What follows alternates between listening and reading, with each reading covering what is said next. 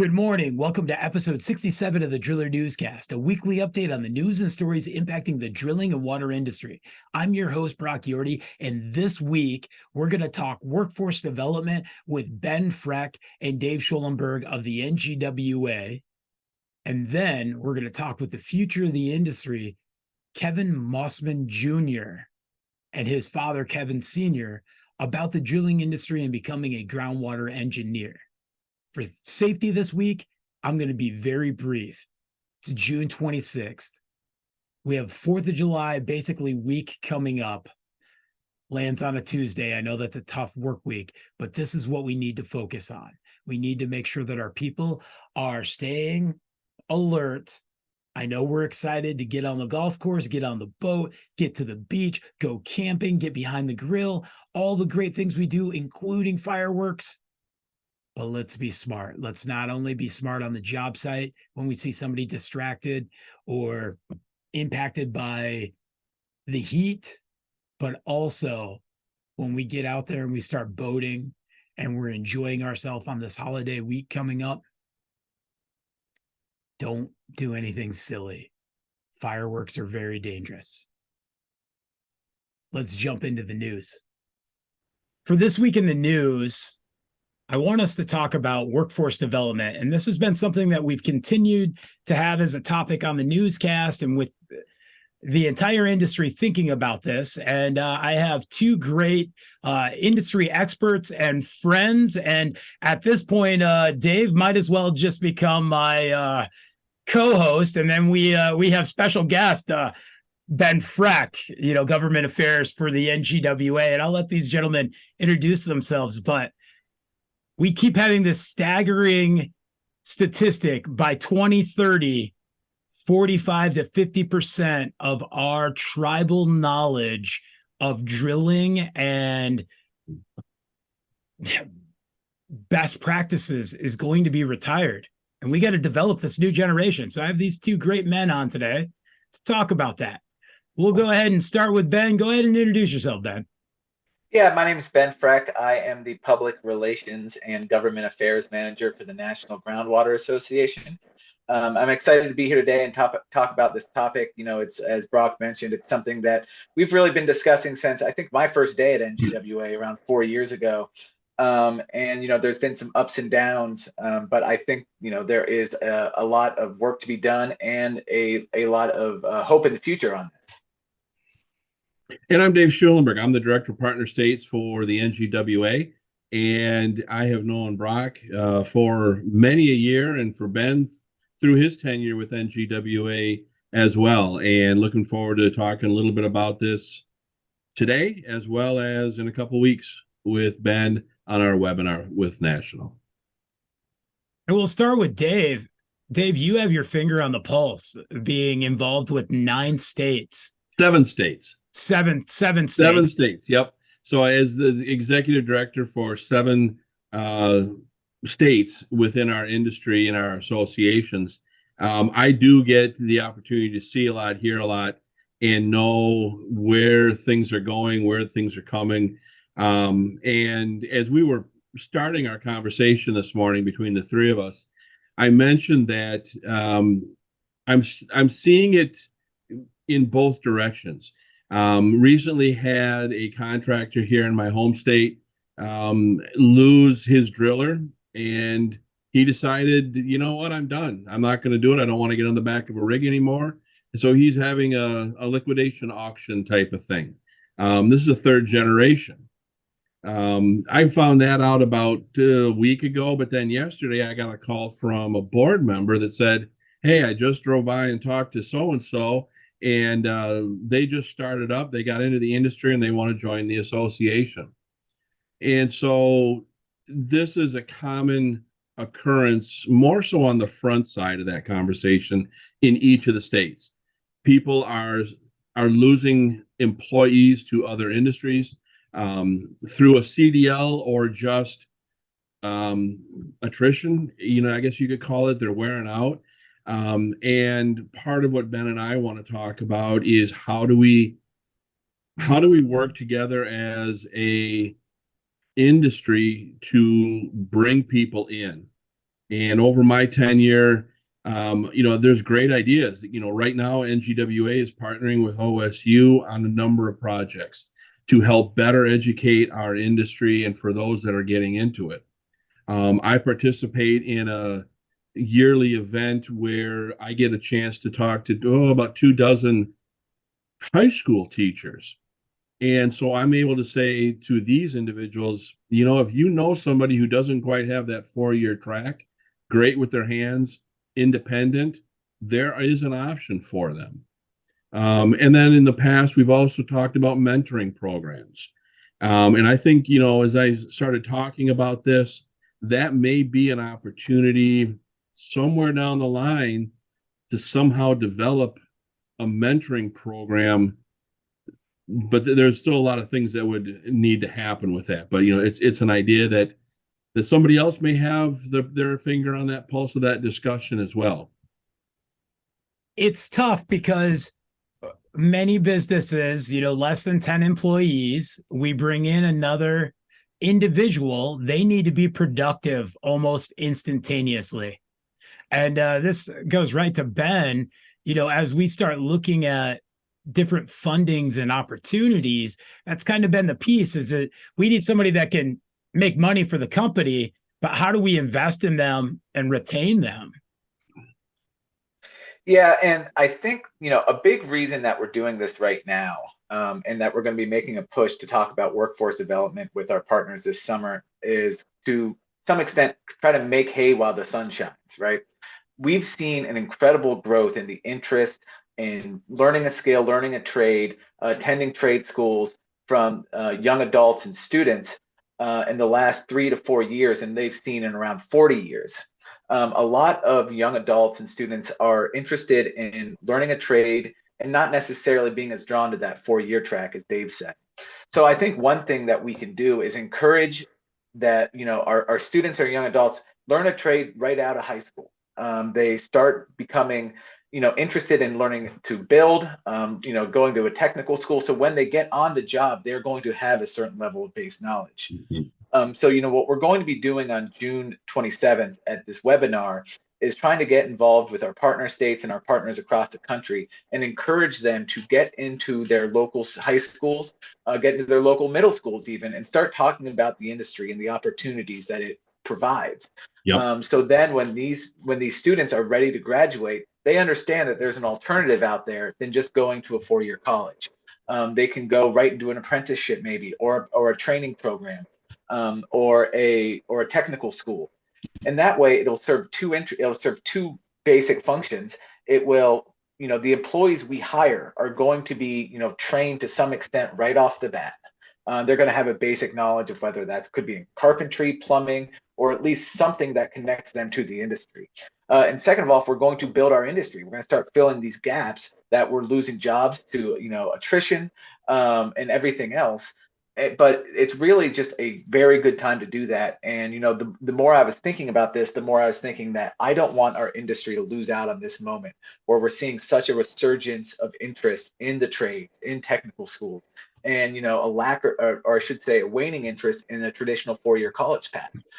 We have an opportunity right now to really get into these schools and engage with students who are going to be listening now, like maybe they weren't listening 10 years ago. And I think if we do that, we get them in some, it doesn't really, to some extent, I've been talking to members, and the question is, if they are not going to go into, let's say, drilling basics or, a training program for well drilling, what would be the best track for them to go on? And it's kind of always split, because a well driller, as you know, has to be a carpenter, has to be a mason, has to be an engineer, has to be everything all at once. But the kind of consensus I keep hearing is that anybody who comes in with one of those core knowledges or one of those core basic skills is going to be a better employee than someone who just comes in, without that. I think it's important that, as I love it when we see on one of the social medias or one thing that there's many hats that our water well drillers or our drillers have, from accountant. And I think too, that really our core is leadership and, driving where the company's future is going to be. And having this idea of getting to middle schools and high schools, that's how we built this industry, was the neighbor kid, the farmer's son. It was, you pulled into the coffee shop and you saw those big rigs and you go, man, how can I do that? The summer help idea. But somewhere along the way, we've somewhat lost that touch to be able to excite those folks. Well, and there's also just been, in the last, I'd say again, 10, 15, 20 years, the investment from state and federal governments has not necessarily been in that technical side or getting students involved in the trades during high school. It's all basically been, largely garnered towards going to a 4-year university. Or folks we can train folks in maybe their second career down the line to get into something like this, but not a lot about getting kids. I mean, we don't have shop class anymore, is something, I know we talk about a lot. I think, in the coming 5 years, there may be a readdress to that. There may be some refocus in that. But, I think you can see that lack of interest and that lack of funding towards these programs really pan out in the dwindling number of students and young adults that we've seen get into industries like this. Yep. I'll be right back, guys. Sorry. No problem, Dave. I think this is a wonderful webinar to have. And one of the things that I keep seeing come out through you, Ben, and the NGWA, USDA, and then even the Department of Energy, there's a lot of buzz on workforce development for drillers. We, from every bit of infrastructure drilling to water drilling to geothermal, it is a big piece for us to ramp up. And we have companies buying 3, 4, 5 rigs to do industrial drilling and these other situations. And it's we got Fleming College, right, in Canada, and we have Mississippi Community College, and then we have, which is growing success, but our core, the NGWA University, and those fundamental courses, and being able to get that base knowledge before stepping out in the field. And I think that's one piece that our industry really needs to think about. We need the hands-on. We need to be thinking about going to a technical school, but having that university piece can still be important. With the T. Boone Pickens School of Geology, I mean, how much cooler can it get for a certificate program? Yeah, our partnership with Oklahoma and the Drilling Basics course, we've already seen a great deal of interest in that since starting that. I think maybe a little bit over a year ago at this point. And it's only growing in interest, and it serves one of those functions that I think was, I mean, to be honest, we could use 3 or 4 more programs just like that scattered around the country, and still probably, not be at capacity of where we need to be. But it really does a good job of starting from the basics of drilling. Again, it's called Drilling Basics. I guess that should be pretty apparent. But it also then goes into things like safety, very much practical knowledge that people need to know on a rig, and it sets them up for success when they need to pass their state certification exams. But it also, what I think is cool about it, like you were saying regarding the geology, it really helps paint the larger picture of groundwater and how cool this is what we're actually doing here, and how on top of being a driller, you also have to be a geologist, a scientist, and it really helps to understand. Yeah. And I know Dave, again, has worked with this in his state, so, he probably has more to say on that. Well, one of the things that's been very beneficial is getting that Awesome Aquifer Kit program out to the schools. And really, when you think about it, yes, it's perfect for anything from elementary through high school. But where I've seen the most use of this is at the elementary level. Whether it's the virtual Awesome Aquifer program or the actual physical Awesome Aquifer kits, it seems to be right now that they're in the elementary school. So starting at that point, at that age, you can start planting that seed. Because, if you've ever looked at it or tried to get something introduced to a state's or cities or districts curriculum, it's nearly impossible. And groundwater is covered maybe 2 or 3 times within that whole spectrum of education from K through 12, because there's always something else to focus on. It's very regimental and everything. So having that in there starts to plant the seed. It sets up the groundwater professional as the contact with that teacher. And then you can also start looking at how you can post high school get involved with those kids, because you've got the relationship. They might remember you from elementary, but it's always also taking that little extra time that a lot of our professionals may not have or may not seem to understand how it's important. Yeah. I can't find anybody. I can't get anybody to help me. I can't keep anybody, or yada, yada, yada. If you take an hour a day at 2 hours a week or whatever, make a couple phone calls to your local high school, have somebody within your office reach out to the high school or to the community college and say, hey, you know what? Grandpa just retired. He can't pull the levers anymore, but he's got a lot of knowledge. How would you like to start doing a seminar or a semester on groundwater, on water well drilling, or something like that?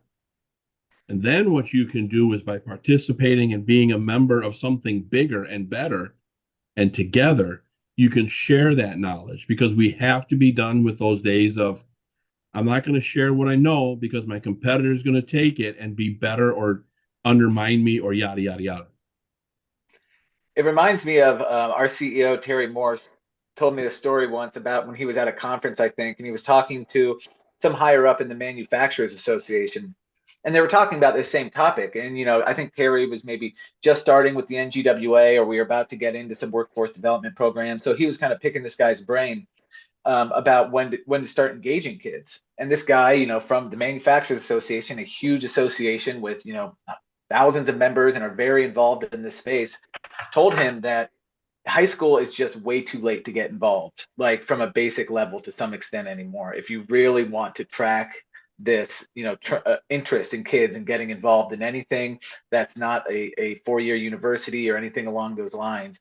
And that the Manufacturers Association has really started to invest in late elementary school and middle school, just kind of planting the seeds in kids' brains that there's other things to do out there. There's science to be done, there's work to be done in other fields. So what Dave is saying is, I think, 100% right. I couldn't agree more. And if we look at the shift in when our industry was booming, and if you look in the early 2000s, the construction industry had 11 to 12 million Americans working in construction, and now we're at 7.9 million Americans out of 166 million, right? Yep. And you look at the early 2000s, we get cell phones and the internet, and we have these major advancements. And it's one thing to say, I'm learning to become a water well driller, or I'm learning to become a driller. And they go, well, how are you doing that? Well, I get to go to some association shows, but I'm on the back of the rig and I shovel the pit, and we drill holes. Why so many students from post 9/11 on, 85% of our high school students went to college. Now after COVID, they go, why am I spending so much time in a classroom? But it was purpose. You get to say, as you've grown into becoming an adult, I'm working on my degree. I'm going to be X one day, right? And right. We haven't quantified that in our industry. So NGWA University and workforce development, awesome aquifers, shows the purpose, shows the excitement. And it does that big shift that Dave does a wonderful job of promoting, along with me and many others, of, are we groundwater professionals? Right. Or are we a digger? Right. Yep. And I think that's, another reason that we're timing this webinar, and we're going to be doing kind of a series of things this summer, is to really push our state associations and our partners to get a plan together so they can, as early as this fall, start putting a plan to get into their local schools and find these opportunities to start talking to kids on every grade level. Our plan is to hopefully provide some resources and also just provide some information and motivation to these associations to start reaching out to their local schools, their local community colleges, their local elementary schools, even everything to, children's museums. There's a place to connect with your community. So we really hope to kind of light a fire with some of our partners to get that ready to do once we hit the fall. Yep. And so our webinar coming up that you guys have is on June 27th at 1 p.m. Yep. And it's called something I can't remember right now, but it has the word workforce development in it. It's workforce development and the next generation of groundwater professionals. And, it's going to be the first thing and a lot of things we're going to be doing in the future in this summer to, again, really just promote the fact that this is the time to get involved in this. We've seen an incredible increase in interest in the trades and learning a skill. And now is the time to put your plan together. So coming on to this fall and next year, your state associations, your companies, your businesses could start getting involved in your communities and, spark an interest in these kids in the profession. For this week's feature, I was on LinkedIn, like many of us are, professionally connecting and learning what's going on. And Kevin Mossman Sr. had posted that his son had graduated 5th grade. And as he graduated 5th grade, he put together a poster board for his math and science awards that he wanted to become a groundwater engineer. So today we're going to bring on Kevin Sr. and Kevin Jr. and talk about the industry and talk about the next generation. We just had Ben Frech say we need to get to them at the 5th and 6th grade. We listened to Dave Schulenberg talk about the importance of inspiring, becoming groundwater professionals. I hope you enjoy it. Go ahead, Kevin Sr. Go ahead and introduce yourself and how you got into the industry. Okay. So I'm Kevin Sr. About 45 years ago, I was a 13-year-old. And my uncle Gil in Flint, Michigan, Gil Sunday Well Drilling, still there today with cousin Brian Sunday, drilling wells in Flint, Michigan and surrounding areas, Detroit and up to the north. And I started out after school in, the 7th, 8th, 9th, 10th grade, washing rigs, sweeping the floor, inventorying and stocking pump parts, pressure switches, and spending most evenings with my uncle as he worked on the lathe, cutting a shaft for a mud pump or a part for something that probably broke that day. And it was quite a small family operation, but had a good 20, 25 people. So I pretty much got the chance to clean up after everybody every night and get them ready for the next day and make sure their rigs were dry and ready to go and clean. And back then you could drill a well and equip it in a day. So shallow wells. And so I got to learn about the drilling process. And of course, all the hard work comes from the younger crowd. So I got a chance to shovel mud and wash drill bits and spend a day with a hammer and a hose and do most anything around the shop that was asked of me. Through the years of high school, I got a chance to go up to Fair State College, now Fair State University, and study pre-engineering for 2 years. And then off to Los Angeles I went and got a job with McCalla Brothers. And ultimately the McCalla family still in business today. Kurt McCalla, Southwest Pump and Drilling out there in Palm Springs, still there today. But I worked for his father and uncle, Bob McCalla, and ultimately they sold to Lane Western, on or about the late 80s, 87, 1988. So I had been there close to 6 years already, and I ended up getting a chance to finish school and water school, water utility science in the Santa Ana College, and got a chance to become a sales engineer for Lane. as they came in and opened up and created a huge office in Fontana, California. We grew so large, it was a 25-acre facility with about 300 staff out back, from drilling, environmental, water supply, pump R&I repair, installation, water well repair. So I got a chance to be a crossover guy, come from the field into the office, and kind of went the hard route, but nonetheless got a chance to work with guys for 10, 20 years. I was there for 25 years before I went on down to Palm Springs Pump and was a general manager there for about 5 years, where they had a reverse circulation drill rig. They wanted to learn how to rig up and tool up and compete in the municipal market in the Los Angeles area. So from there, we came to the end of the 2007, 8, 9, the big bubble and the big real estate crunch. Well, I decided to go back to Flint, Michigan. And at the age of 48, went to a 30-year high school reunion, met my elementary school sweetheart, and we eloped 3 months later. And I had no kids, had going on 49 years old. So my wife, my wife and I decided, she's from Flint. We were in elementary, junior high, and high school together. We decided to go have kids together. So we went and had 2 beautiful kids, a boy and a girl. And Kevin Jr. here has been by my side pretty much every day since. When COVID hit here in 2020, we left Flint, Michigan. His sister had some upper respiratory issues. We had to get her to a dry climate. So that pretty much drove us back out to Nevada, where I'm at today. And Kevin started the 3rd grade pretty much virtual and in the office with me.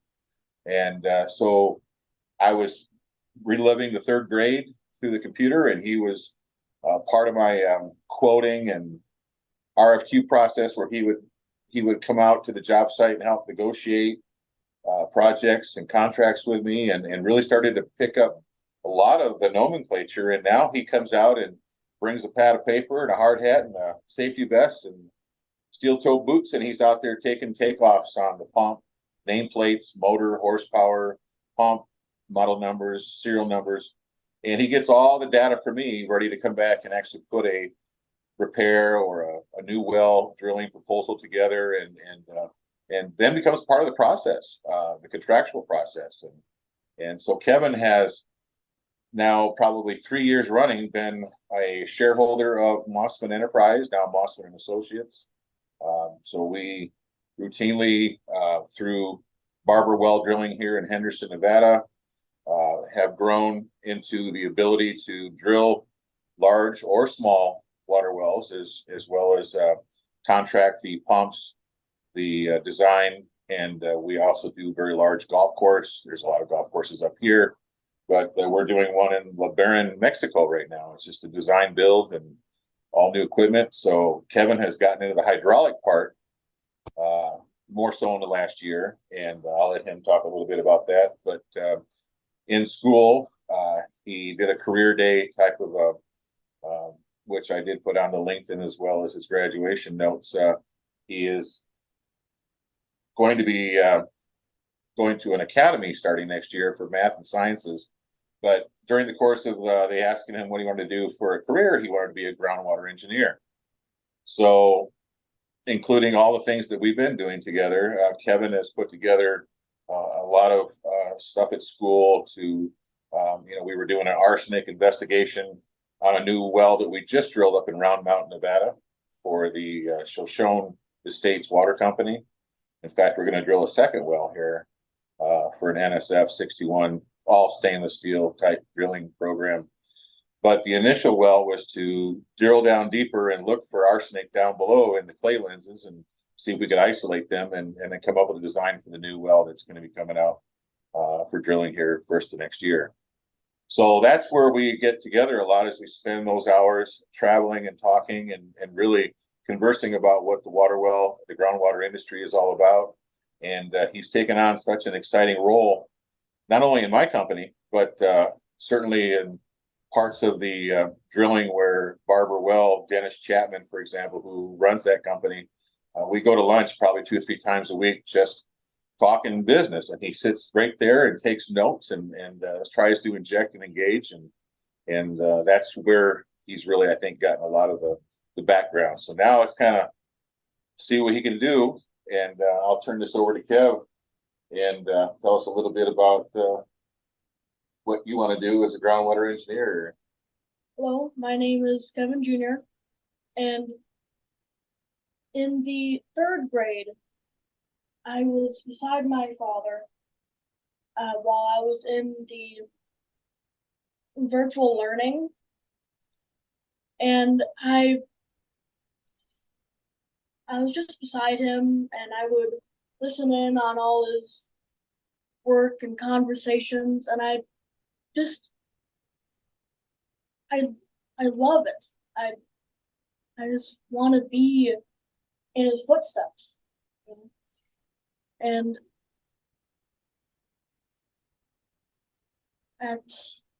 You're in the 6th grade. yeah, I'm at the 6th grade now. In 5th grade, I did my real presentation, and a lot of people loved it. I think what's been nice to see, and we make fun about his teacher because he shows up to school about half the time. The other half the time he's out in the field working with me, but he's still getting straight A's. He comes in to take tests, gets straight A's. And so the teacher just kind of lets him slide because he comes in with these show and tells about certain things we've drilled through. And he's got a complete collection of certain types of rocks. And he's been learning all sorts of geology. And of course, those courses are still ahead of him. So he's learning it on the fly with me and picking it up as he goes through school in the advanced classes that he's going to be going into. Kevin Jr., in your lifetime versus your dad and I, what you're going to see for what the value of groundwater or the value of water in general is going to be completely different than what your father and I have experienced so far. It's a very important time to be learning this and becoming. You're the future. You know, you are going to see things very much different than us. Agree. We often talk about the cost of water shipped in or piped in or delivered. We talk about the wholesale cost of an acre foot of water versus what it costs to come through the tap. And one of the things Kevin laughs about the most is it's worth more. Water's worth more than gold if you think about it in terms of ounces and grams, right? So that was kind of one thing that he's been interested in, is getting into what the value of the actual gallon of water pumped, and then the wire to water efficiency. We've been working on a little bit of that, how to read a pump curve and figure out brake horsepower. So he's getting into the hydraulics really well now too. And that's very important. I don't think we think enough about the wire to water efficiencies. And, you know, Marvin Glockfelty talks about that, and we hear Tom Hanna talk about that. We have these industry, you know, gurus out there, but how often we hear our federal government right now or different states go, we'll just go to the most cheapest pumpable resource, which is our groundwater. And it's not. It's abundant resource if we treat it appropriately, but it's not cheap for us to obtain or maintain. Yeah, especially with the state regulatories, you know, on arsenic, for example. Gosh, that's a big one. And to get that down below 10 parts per billion and maintain that number is extremely hard out here on the west side of this country. Everywhere we go, whether Palmdale down in there in Southern California, where it's so thick in the clay lenses, is just as much as it is up in Round Mountain, up in the gold mines. You know, it's everywhere, right? But the concentrations and the filters and the things that we have to go through for wellhead treatment now are, I think that's a lot of where I try to push Kevin, is to look at the cost and learn that product line.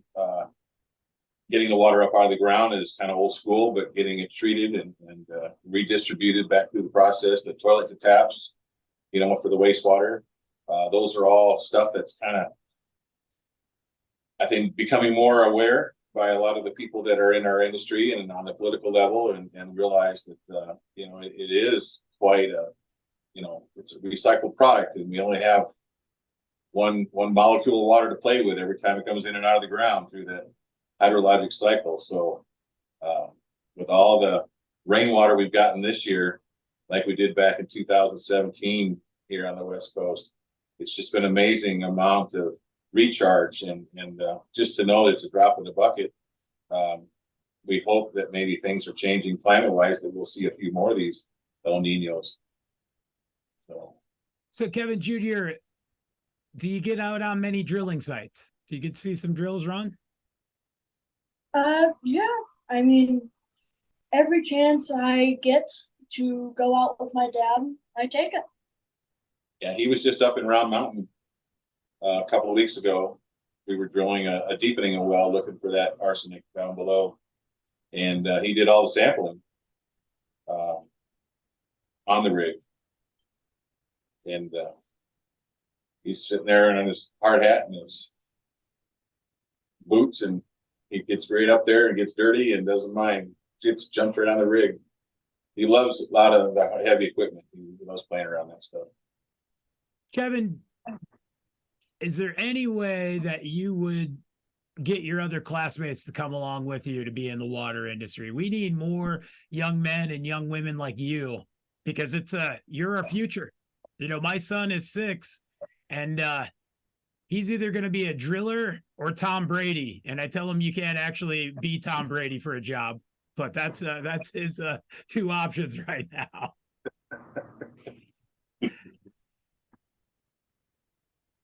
Well, I'd have to do a little bit more research, and then I would try to just tell them about how important it is to be a groundwater engineer. Because it's an interesting job. It's unique. Get you outdoors too. A lot of these kids, these are gamers these days. They think the water just comes out of the tap. So I keep telling him to push with his teacher those show and tells, and take in the information we learned from the last job, like the arsenic and the results. In fact, he took a big pack of paper in and shared it with everybody, with the new well design, the casing, the screen, and the gravel, right, and where we put the pump and where we pumped the arsenic, and the lab results we got back from it. So pushing that kind of information, I think, is key to getting the peers to pay attention and engage the next generation or two, because without them, we're going to be. I think there's a lot less people involved than there were back in my day, even 30, 40 years ago. So I think there's certainly a lot of room for growth in getting the people back interested into what goes on in this hydrologic cycle, especially on the West Coast. It is unique, and it is challenging to understand it. It is. There's nothing more rewarding than helping make water or resources come out of the ground. And, it's one thing for us to do it in the United States. Now you guys getting a chance to do some work in Mexico, other places where it's just not as easy, or they don't have the technology or the resources, they start crying. They're dancing, they're clapping. It's water is life. It's the most important career we can have right now. Yeah, agree. Well, thanks for coming on today. And I'm going to when you graduate 6th grade, I want to find out what you're up to, Kevin, and just keep doing it. One of the reasons I ended up writing for The Driller was some of the best advice I ever got was from a great mud engineer, business development guy by the name of Bob Brown with Bayreuth. He owned a company called Desert Drilling Fluids before that. But he goes, young man, if it isn't written down, it never happened. And so I grabbed my notebook, and I have written every chance I get. And then there's that day that you go, you know what? I got a really great story. All right. This was a really great experience, or this was the worst experience of my life, but I want to make sure nobody else has this bad situation happen to them. and you share it. So, when you're ready to write something down and you want to contribute to the driller, we'd love to have you come tell some stories or get your dad to tell some stories. Sure, anytime. We'll check back next year and give you an update. Yeah. Well, thanks, guys. Thank you. We Good appreciate job. Good job, Kevin Jr. We need many more just like you. Thank you. All right. it. Thank you. Thank you for joining us for episode 67 of the Driller Newscast. Go sign up for tomorrow's June 27th webinar with the NGWA on workforce development and the next generation of groundwater professionals. Ben Frech and Dave Schulenberg are great advocates for our industry, and we're lucky to have this 30-minute webinar. Jump on the Zoom, get on a phone, listen. We got to inspire this next generation. By 2030, 45% of our current industry will be retired. With that said, we got a great generation coming up. And thank you, Kevin Jr. and Kevin Sr. for coming on. Kevin Jr., grab everyone in your generation and inspire them to come along with you. We got a lot of things we got to do between 2030 and 2050 to become sustainable in groundwater, and it's only going to continue. And I am very excited for your generation to come and be impactful. Be safe this 4th of July. It's an odd week again. I know we're going to have people that go hard Friday through Tuesday and then maybe work Wednesday, Thursday, Friday, 5th, 6th, 7th. Let's be smart. Let's stay safe.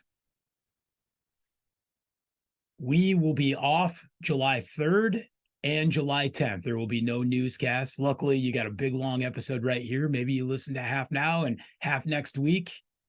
But the driller staff is going to take some well-due rest and be on some boats, behind some grills, camping. I turned 43 on July 3rd, so I'll be drinking something that's 98% great water, 2% barley yeast, and hops.